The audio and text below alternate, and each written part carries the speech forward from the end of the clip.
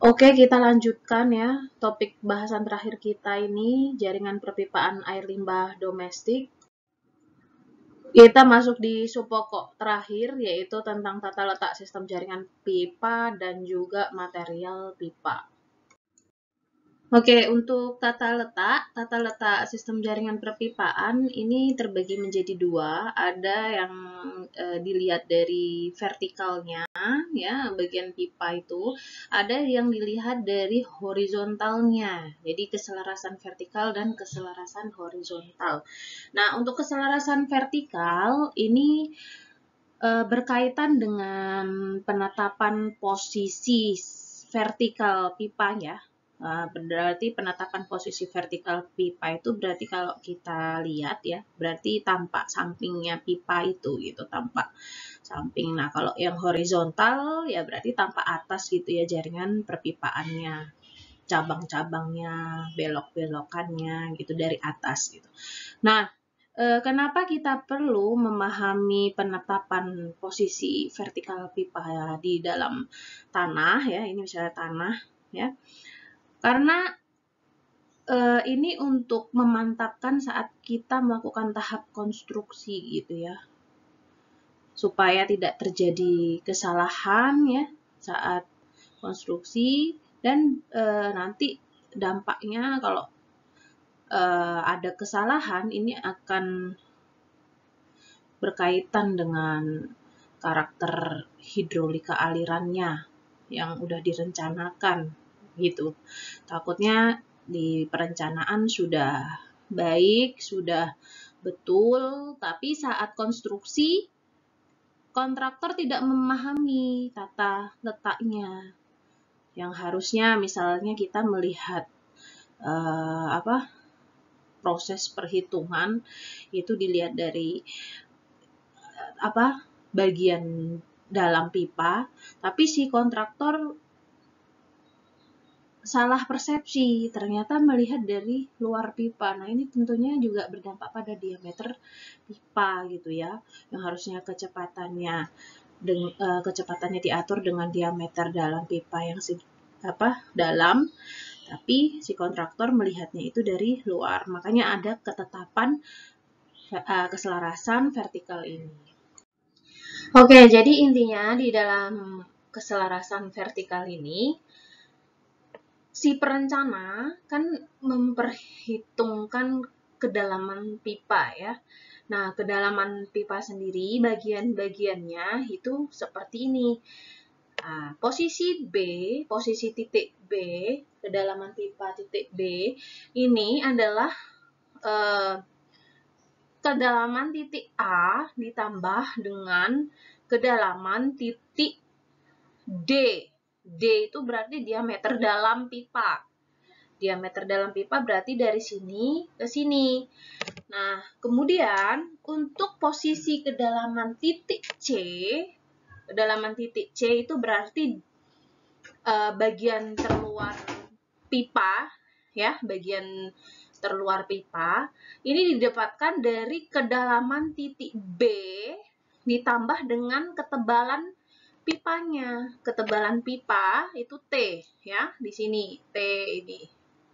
Ini tebalnya dilambangkan dengan T.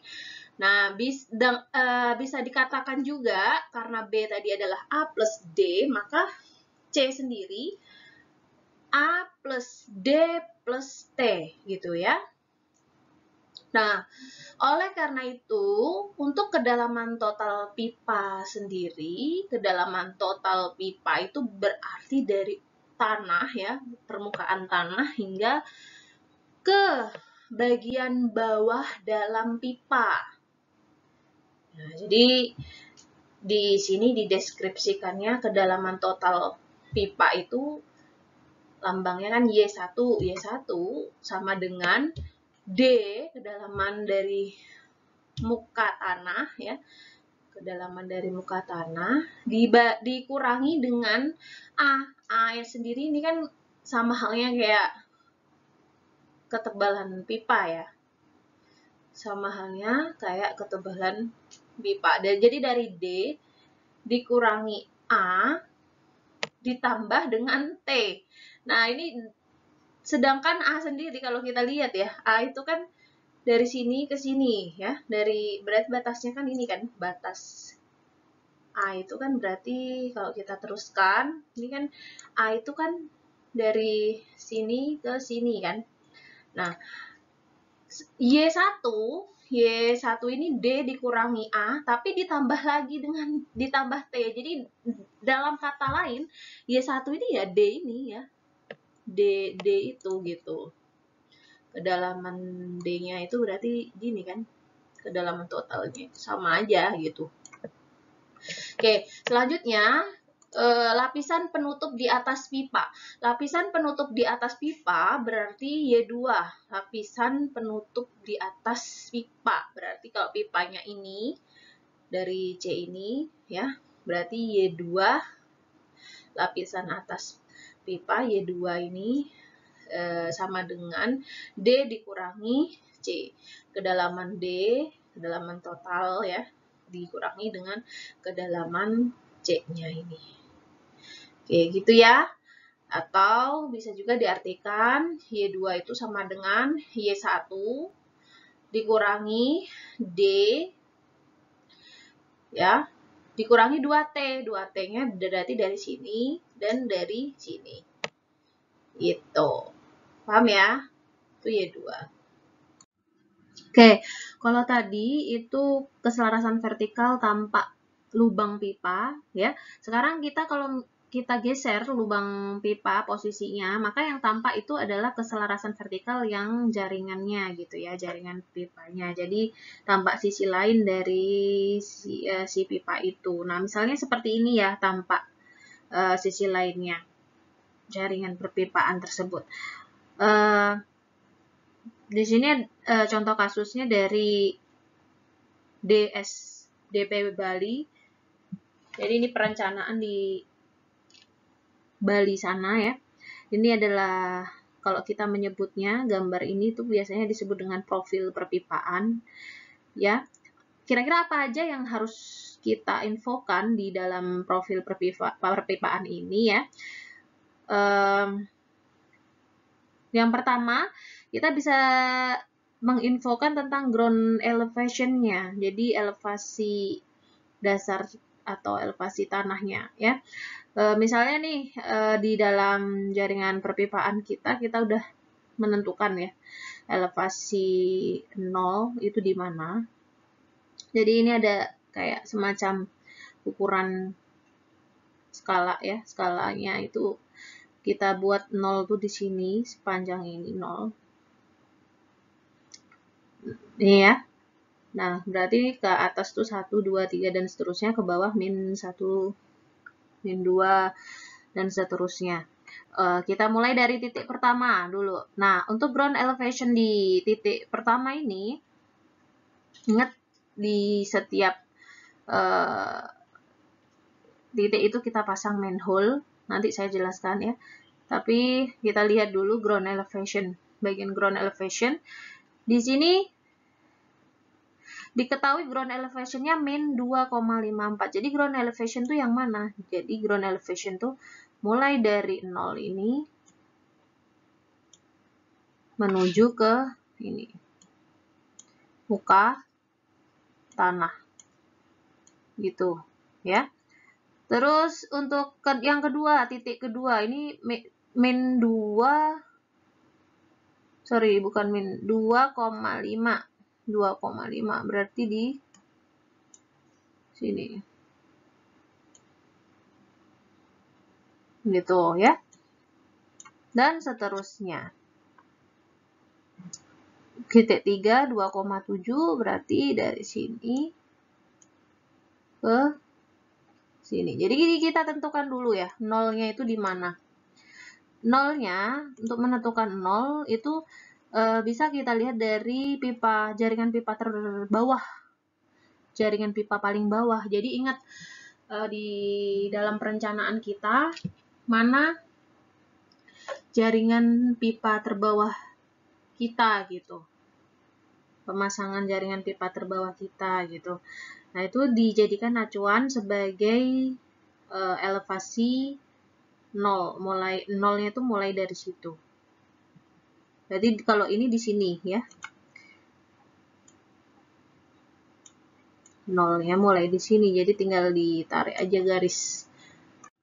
Selanjutnya yang kedua ada invert elevation, jadi elevasi terbaliknya. Jadi dari sini ke sini, kalau elevasi terbalik itu dari 0, kalau titik 1, 0 ke sini, 0,57. Ini ya. Kemudian ini dari sini ke sini 0,519 dan seterusnya. Oh iya, ini invert elevation ini kita lihat dari tiap titiknya itu kan ada dua ya, yang ini 0,519, yang di sini 0,499. Jadi 0 ke sini pipa ini sama 0 pipa ke sini. Nah, gitu. Ada dua. Karena dia beda kemiringan gitu ya. Kita asumsikan dia beda kemiringan sehingga invert elevation-nya juga berbeda. Nah, coba mungkin lebih jelasnya yang di titik ini. Titik ini kan dia 0,235 sama min 0,163 ya. Jadi min 0,235 itu dari mana? Dari sini ke pipa yang ini toh. Gitu. Nah, kalau yang min itu berarti min 0,163 dia turun dari 0, yang pipa satunya ini dari 0 ke bawah ini min 0,163 gitu ya. Selanjutnya untuk earth covering ya, penutup tanahnya itu yang ini. Dari atas pipa hingga ke permukaan tanah, ini adalah earth covering. Berarti 1,53 ini ya nilainya. Terus kalau misalnya kita lihat yang agak tinggi earth coveringnya, yang misalnya yang ini, yang di sini ya, ini mulai sini hingga ke sini, ini kira-kira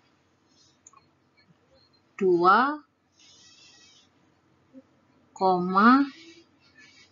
sekian, lebihnya dikit, itu earth covering. Selanjutnya untuk excavation depth-nya, jadi kedalaman galian ya. Kedalaman galian tuh yang ini, berarti dari sini bawah pipa, dasar pipa ke atas sampai ke ini permukaan tanah. Nah, itu nilainya berapa? Sekitar 2,11. Jadi ini kalau kita lihat ini 1 ke 2, ini kan 1 meter.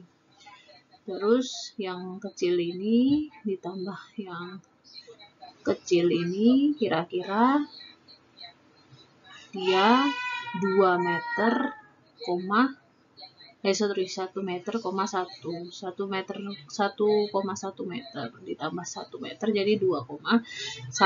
Nah, selanjutnya coba kita lihat yang di sini ya, yang agak tinggian, yang agak dalam. Berarti kalau yang ini kita lihat dari sini ke sini berapa nih kira-kira nih? 1, 2, 3 komaan ya. 3 koma berapa nih? Nah, ini ya, 3 koma ditambah ini ya. 3 koma sekitar 3,6 nilainya. 3,64 meter. Oke. Setelah itu, ini ada jarak, distance. Jarak ini biasanya kita pecah gitu ya, kita pecah, kita perlu pasang manhole juga di setiap jarak yang kita tentukan. Biasanya kita lihat dari ini ya, kalau kita belum memasang pipa itu kan kita bisa tentukan dari fisik luarnya, itu kan topografi tanah ya. Jadi topografi tanah setiap ada perbedaan ketinggian, elevasi, nah itu dipecah sama si perencana itu gitu. Jadi ini ke sini, ya ini ke sini dulu gitu kan, yang agak sama. Terus habis itu dia naik kan, nah dia naik ya, dipecah lagi sama dia distance-nya. Terus naik lebih tajam, nah dipecah lagi, ini turun ya, turun. Jadi setiap ada part yang beda, tipe apa elevasi tanahnya, maka itu dijadikan atau ditambahkan dengan manhole untuk ngecek, untuk memantau juga aliran pipa aliran di dalam pipanya nanti. Nah, terus setelah distance kita ada juga slope. Slope ini kemiringan ya, kemiringan pipa. Untuk kemiringan pipa ini berarti kemarin masih ingat kemiringan pipa itu didapatkan dari mana ya? Kalau kita lihat slope ini satuannya kan 1 dibagi dengan 1000. Nah, ini 1,4, 1,4, terus 1,3, 1,4. Nah, ini berarti satuannya kan ini ya tadi ya, 1/1000. Jadi sama halnya hasilnya itu adalah 1,4 dibagi dengan 1000. Nah, berarti berapa tuh? Berarti slope-nya untuk pipa pertama 0,0014 gitu ya. Dengan bagi 1000 berarti 1,4 kan maju 3. 1, 2, 3. Nah, jadi maksudnya apa? Slope 0,0014 itu. Jadi kemiringan pipa ini ya, kemiringan pipa ini besarnya 0,0014. Nah, kalau yang ini berarti besar kemiringan ini pipa ini 0,0013 gitu ya. Nah, kira-kira itu ya untuk keselaratan vertikal yang harus diinfokan. Nah, terus jangan lupa juga ini untuk diameter pipanya ya, ini juga bisa juga ditambahkan keterangannya. Dan untuk diameter pipa ini, jadi kalau kita lihat pipa dari sini hingga ke sini, ini diameter pipanya diberi keterangan 400 mm ya, satuannya ini milimeter. Kemudian untuk dari pipa ini ke sini ini 200 mm. Nanti juga kita kasih keterangan berapa lebar jalan, road width, dan tipe perkerasan di atasnya nanti gitu. Misalnya tanahnya ini nanti di atasnya itu dikasih perkerasan ya. Kalau kita lihat di jalan-jalan raya itu kan pipa-pipa itu ditanam ya, ditanam di sepanjang jalan. Nah, itu dilihat atasnya ini tipe perkerasannya apa. Oh iya, ini kalau kita lihat ya antara pipa ini sama pipa ini kan berbeda ya tipenya ya. Yang ini 400, yang ini 200. Nah, ini sepertinya ini kemungkinan yang ini adalah pipa utama, atau misalnya ini pipa primer gitu. Nah, ininya pipa sekunder. Jadi ini adalah pipa kecil, ini adalah percabangan dari pipa ini. Jadi si pipa ini nantinya akan masuk di dalam pipa ini yang besar. Makanya dia untuk kemiringannya nih, slope-nya ini juga beda. Slope-nya lebih besar, 3,5.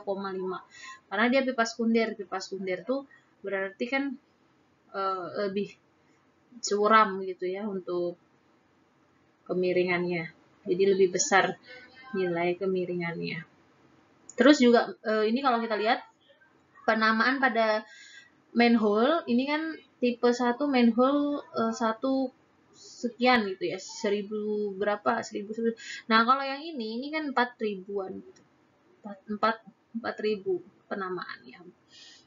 Awalnya 4. Jadi bukan satu saluran dengan ini gitu. Nah, ini sebenarnya ini menyatu gini, tapi karena kita mau menunjukkan yang bagian sana ya. Nah, ini kayak kita potong gitu untuk menunjukkan bahwa ini itu keterangannya pipa yang sekunder ini. Gitu ya. Nah, selanjutnya untuk keselarasan horizontal berarti ini kita tanpa ini ya, tanpa atas gitu kan.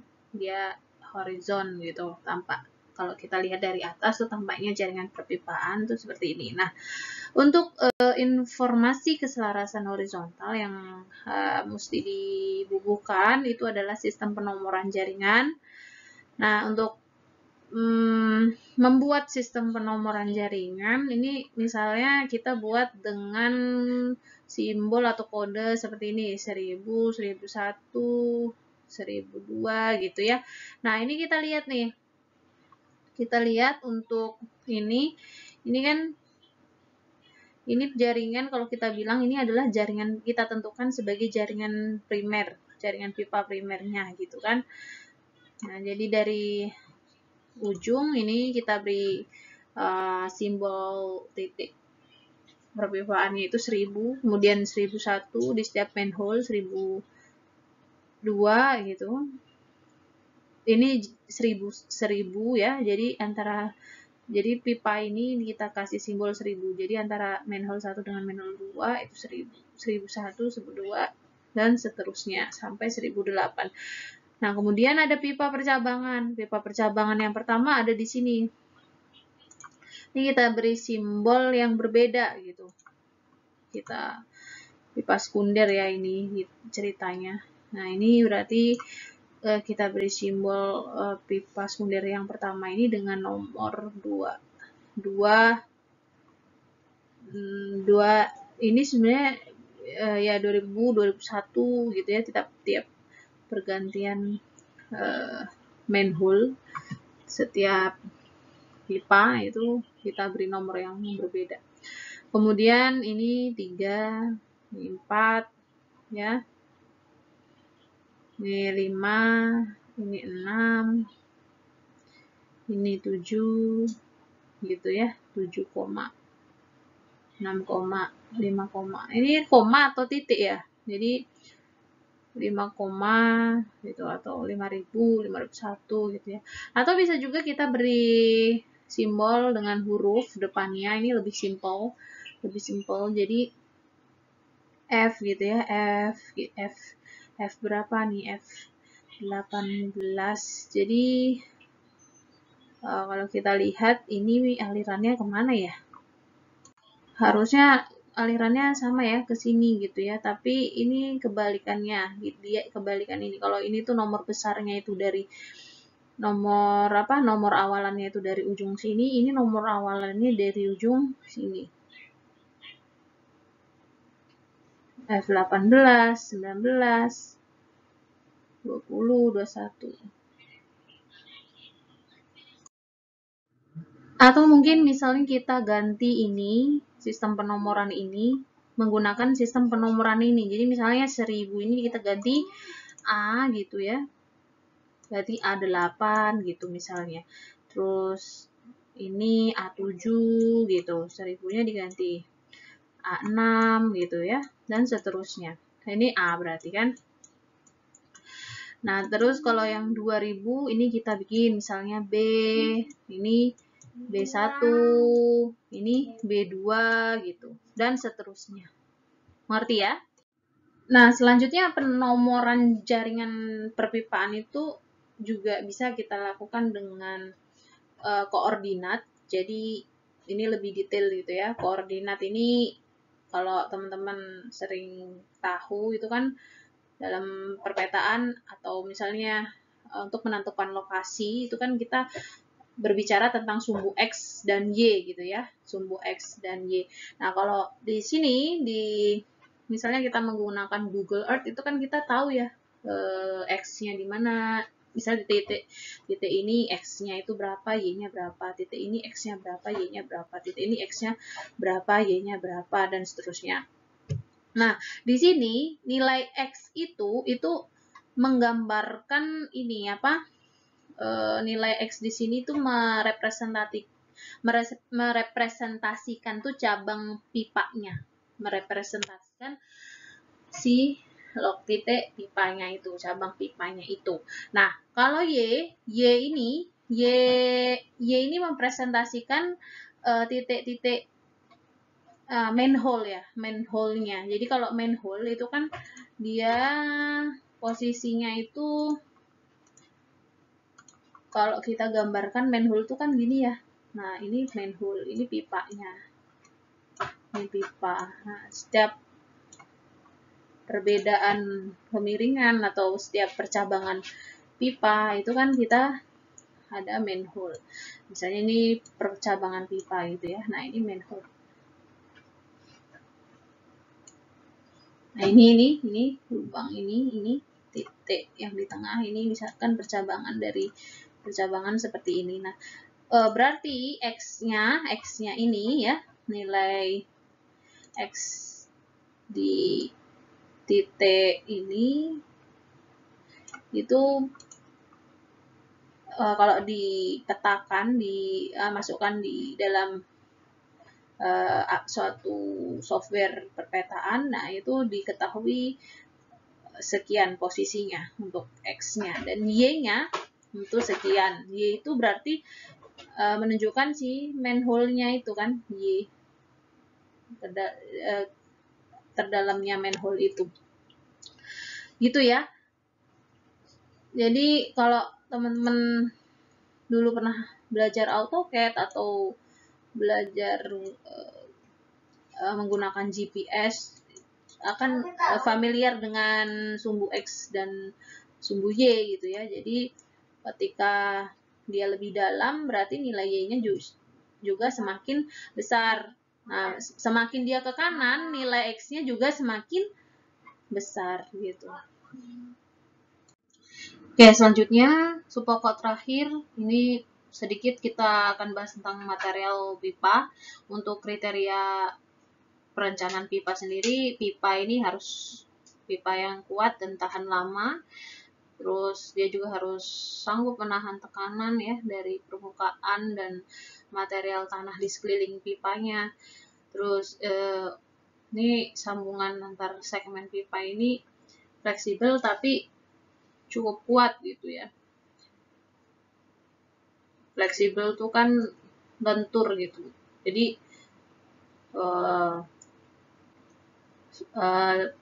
meskipun dia fleksibel, tapi dia juga harus punya struktur yang kuat.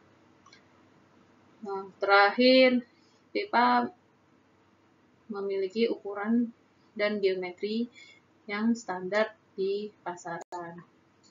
Ini untuk bahan material pipa sendiri itu ada yang terbuat dari plastik, ada yang terbuat dari beton, ada yang terbuat dari besi gitu ya, macam-macam. Nah, ini kalau yang kiri ini dia PVC. PVC itu dari plastik. Dia lebih ringan gitu ya strukturnya, tapi dia cukup kuat, ringan, tapi dia nggak tahan dengan suhu yang panas gitu. Jadi kalau misalnya kita mengalirkan air yang panas tuh nggak bisa kita pakai pipa PVC ini. Terus untuk ini pipa ini terbuat dari beton. Kalau yang ini dia dari HDPE. HDPE ini juga dari plastik, tapi dia punya kerapatan jenis yang tinggi sehingga dia lebih kuat daripada plastik PVC ini. Ini lebih kuat, dia lebih tahan juga dengan suhu yang tinggi gitu. Biasanya kalau untuk instalasi air kita pakai ini sih, HDPE ini. Instalasi apa kayak aspal ini ya, kita lebih pilih HDPE dibanding PVC. Kalau yang ini terakhir nih iron, dia terbuat dari besi gitu. Jadi lebih cocoknya sih biasanya seringnya HDPE karena dia ringan tapi dia kuat gitu. Fleksibel ya, tapi kuat. Nah, ini untuk detail material pipa air limbah domestiknya, ini berdasarkan standar SNI dan juga standar yang ada di Amerika. Nah, ini ya referensi standarnya. Kalau gampangnya ya kita pakai SNI aja lah ya, SNI. Nah, kalau di SNI ini kita gunakan pipa bahan plastik, jenis materialnya. Terus untuk diameter yang tersedia di pasaran biasanya itu dalam satuan inci. Jadi kalau mau tahu ukuran senti ya dirubah sendiri. Tapi kita kalau beli biasanya ya nyebutinnya inci. Tapi kalau kita misalnya ini lagi desain ya, kita ngitungnya pakai satuan senti atau mili ya kita nanti konversi gitu. Kalau mau beli pipanya di pasaran kita konversi ke inci. Nah, panjang pipanya juga yang tersedia 4 sampai 6,1 meter. Tapi ya bisa juga kita potong sendiri gitu ya. Kita potong, kita maunya berapa meter gitu bisa juga. Nah, untuk potensi korosi untuk pipa plastik ya tentunya tidak mengalami korosi karena plastik sendiri korosi itu biasanya disebabkan karena besi ya, kandungan besi gitu. Terus besi ini kena sinar matahari, terus kadang kena air gitu ya. Jadi habis kena panas, kena air, kena panas, kena air itu menyebabkan korosi. Nah, tapi kalau plastik ini kan dia materialnya itu tidak ada kandungan besi sehingga ya untuk korosi sendiri tidak akan terjadi. Itu kelebihannya. Kalau terjadi korosi gimana? Kalau terjadi korosi justru air yang di bawah itu kandungannya akan berubah karena ada campuran besi yang dibawa dari pipa yang korosi tersebut gitu kan. Terus kemudian dari segi kekuatan kalau plastik ini ya baik tapi tidak lebih baik dari iron ya, ini iron. Kalau iron ini dia jauh lebih kuat kan dibanding dengan plastik. Nah, tapi yang direkomendasiin kalau dari SNI kita plastik ini, gitu ya. Oke, video ini adalah materi terakhir dari mata kuliah sistem penyaluran air limbah. Semoga dengan kalian menonton video ini, kalian sudah bisa merancang sistem penyaluran air limbah domestik. Terima kasih dan selamat malam.